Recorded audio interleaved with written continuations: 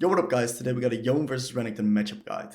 So on the left of your screen, you see a nice infographic with all the bullet points that we're going to talk about. Of course, I'm going to go in more detail in the video, but we're going to start with the setup. So standard setup, we go for lethal tempo into resolve, and then we take bone plating and overgrowth. Why do we take bone plating? Renekton has a lot of burst and we need it to survive his burst. We also opted for flash plus exhaust. The reason why we take exhaust is because Renekton again has a lot of burst and he will one-shot us if we don't take it.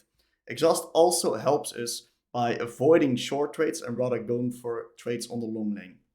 Alright, so the mindset that we have in this lane is to survive. Renekton is very strong, especially post level 3, and he will kill us if he gets the chance, hence why we also take exhaust and bone plating. So the first two levels, we actually got priority over the waves because of lethal tempo and the way it interacts with our Q and how much damage that we can do. We actually have prior over the waves and we should get a slight wave push. With this slight wave push, we can zone Renekton of the minions, of him timing the wave, and then we can actually opt in for a 3-stack into a bounce. Why do you opt in for a 3-stack? Because with the 3-stack, Renekton cannot really play with the bounced wave, and we hit level 3 before him, so he cannot really get that advantage and zone us of the other wave that's coming. And it's easier to hold the wave after a 3-stack crash than after a 2-stack. So that's exactly what I'm doing here. I'm trying to get the 3-stack, get a bit of trading going on onto him, because our level 1 and 2 is slightly stronger than Renekton's. So I'm hard shopping right now, making sure to get this wave in. And in the meantime, I'm happy trading with this Renekton because I got the bigger wave. I got cooldowns that I can use on him. And if he trades back onto me, he will lose some HP. So this is exactly what we want to do. And what we're going to see right now is that Renekton is going to try to play with the bounced wave. And we can then play it on our side of the map and we can chase him down the long lane. That's basically the only way we can win this matchup. If we don't do this, Renekton will zone us off. Renekton will kill us with his fury, with his massive damage, and we won't be able to win the matchup. So right now, we got to give a bit of pressure of the wave. Renekton's got full fury. He goes in, and we exhaust at the same time that he tries to W us. Into our bone plating as well. We E forward, he's slow, and from this point onward, we basically win the lane.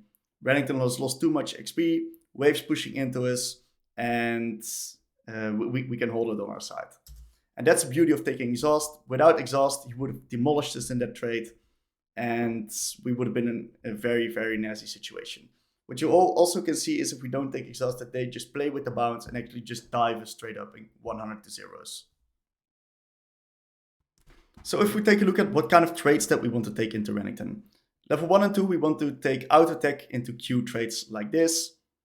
The more we out attack, the better the trades are because of our insane attack speed. And eventually, we only want to train down the long lane and want to go for extended trades rather than burst trades. Burst trades, Renekton always wins, and this is why Eing forward into a Renekton that has full abilities up is never smart. Alright, then there's this amazing micro interaction that we should know about. So if Renekton W's, it breaks shields, but we can actually cast our W a bit later than when he stuns us. So if we go back, what we can see right here is he has the W, he stuns us, and because of our W has a cast time, we actually throw it in the middle of a stun animation. So he still is dealing the damage, and we can actually shield the damage. And if we would have W'd before that, he would have broken the shield with his W, and he actually gets a very, very strong trade onto us. This is the only way we can get very good trades onto Renekton. Then finally, there's a few things to keep in mind and a few things to avoid. So the first thing, use exhaust whenever he tries to W you his empowered W.